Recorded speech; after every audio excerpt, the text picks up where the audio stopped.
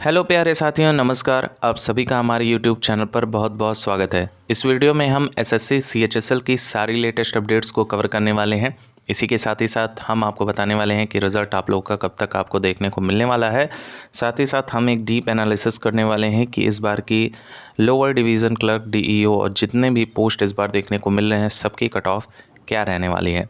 Overall अगर देखा जाए तो ठीक ठाक लेवल का एग्ज़ाम इस बार देखने को मिला है और इसी पे हम डीप एनालिसिस करके आपको basis on the latest data cut off आपको बताने वाले हैं।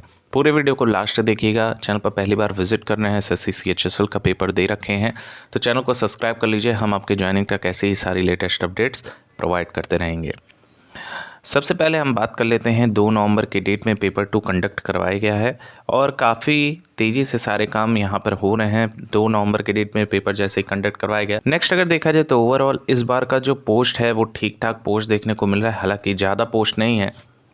पिछले बार की तुलना अगर इससे करें, कंपेरिजन इससे करें तो 4500 पोस्ट पिछले बार देखने को मिली थी और इस बार कहीं ज़्यादा कम देखने को मिल रही है। तो 1600 पोस्ट देखने को मिल रही है जो कि डिपार्टमेंटल वाइज जो है वेरी करती है, जिसमें lower division clerk, postal assistant और डाटा एंट्री ऑपरेटर जैसे बड़े बड़े पोस्ट देखने को मिल रहे हैं। 10+2 लेवल के इंटरमीडिएट एग्ज़ाम में ये होता है। नेक्स्ट अगर बात कर लें तो ये सारा स्ट्रक्चर रहा है इस बार का और यहाँ पर टीयर 2 जो कंडक्ट करवाया गया है उसमें देखा जा रहा है कि मैक्सिमम स्टूडेंट के नंबर जो है कम हुए हैं। केवल एक शिफ्ट में पेपर कंडक्ट करवाया गया, इसका मतलब ये निकल कर आ रहा है कि नॉर्मलाइजेशन की प्रक्रियाएं इसमें नहीं लागू की जाएंगी, जिससे आपके रॉ मार्क्स में ही आप लोगों का फाइनल सिलेक्शन होगा। अब बेसिकली कितने स्कोर मैक्सिमम विद्यार्थियों ने कितने स्कोर किन सब्जेक्ट में किए हैं और कौन जो है यहाँ पर बाजी मार लेगा, एक पोस्ट उसका हो जाएगा, इस पर जो है आपसे थोड़ा सा डिस्कशन हम कर लेते हैं।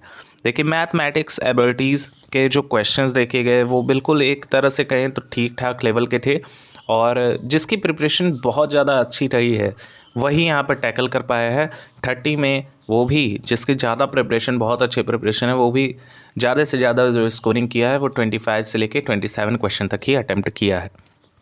फिर भी अगर हम एक एवरेज स्कोर लेके चलें जिनका जो है सिलेक्शन होने के चांसेस रहेंगे तो यहाँ पर नंबर ऑफ़ क्वेश्चन 30 हैं और इसमें अगर आपके यहाँ पर मार्क्स आपके मार्क्स नहीं, यहाँ पे जो क्वेश्चन है आपके वो अगर आप 20 तक यहाँ पर स्कोर कर लेते हो क्वेश्चन के बेस पे तो एक अच्छा स्कोर यहाँ पर माना जाएगा।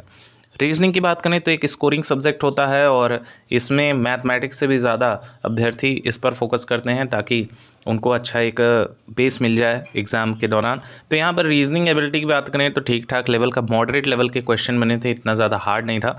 30 क्वेश्चन में से अगर आपके क्वेश्चन लगभग 24 तक अगर आप चल जा रहे हैं तो बहुत अच्छी खबर है, लेकिन आपके अगर 22 भी आप एक एवरेज में अटेम्प्ट करते हो तो एक अच्छी जगह पर आप स्टेज बिलोंग करते हो।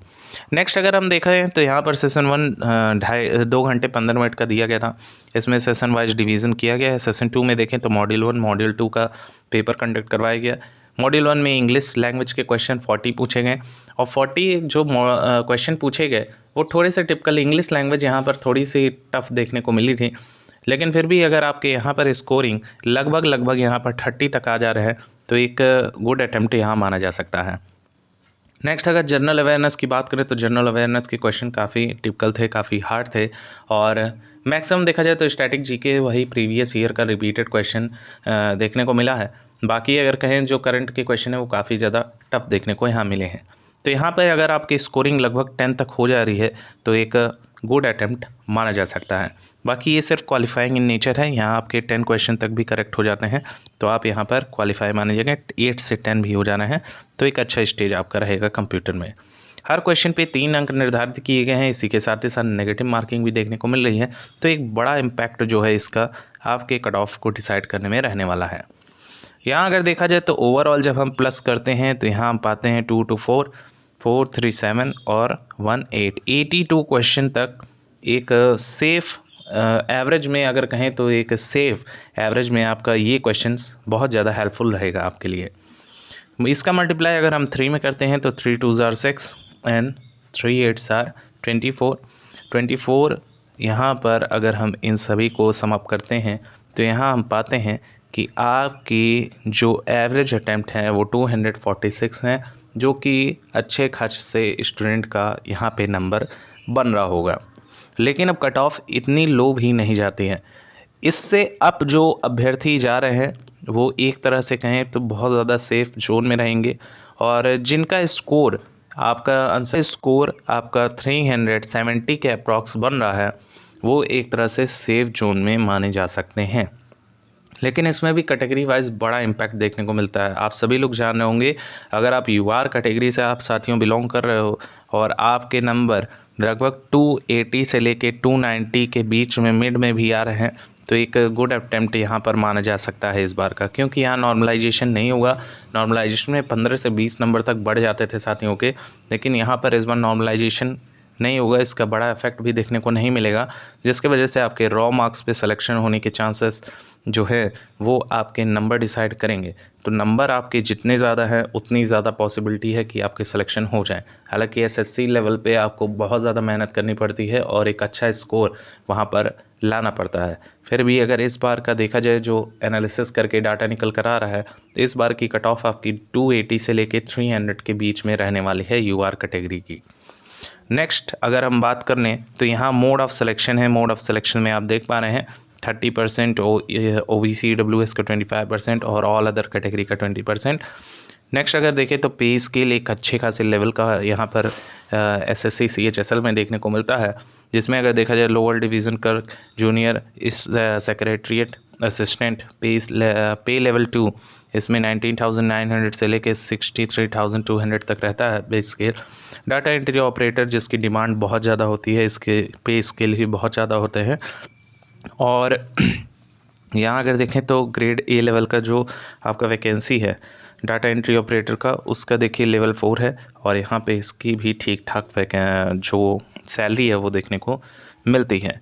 अब अगर हम डीप में अगर हम सारे कैटेगरी वाइज यहाँ पर अगर डिवीज़न करें तो आपकी कट ऑफ क्या रहने वाले है। यूआर कैटेगरी से आप बिलोंग कर रहे हैं तो आप मान के चलिए आपकी जो कट ऑफ है वो अभी हमने जैसे आपको बताया 280 से लेके 300 के मिड में रहने वाली है। अब कितनी मिड में रहने वाली है ये डिसाइड करेंगे आपके रॉ मार्क्स, कितने आप गेन कर पा रहे हैं, कितने अभ्यर्थियों ने इतना गेन किया है। 20 नंबर का गैप बहुत ज़्यादा गैप होता है।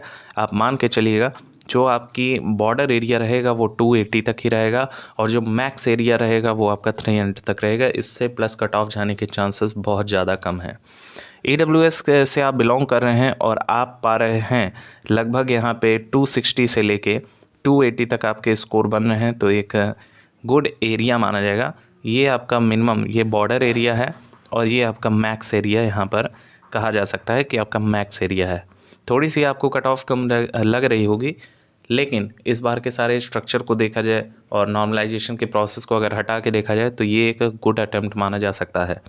ओबीसी का भी लगभग यहाँ पर सेम जाने के चांसेस बहुत ज़्यादा हैं, और एससी कैटेगरी से आप बिलोंग कर रहे हैं, आपके मार्क्स यहाँ तक अगर टच कर रहे हैं तो एक गुड अटेम्प्ट रहने वाला है आप लोगों का। और यहाँ पर अगर एसटी कैटेगरी की बात करें तो यहाँ पर 230 से लेके 235 तक यहाँ पर भी स्कोरिंग आपके मायने रखते हैं। बाकी आप डिसेबल साथी हैं तो आपके लगभग यही 230 तक आप स्कोर कर पा रहे हैं, तो गुड एक स्टेज माना जाएगा।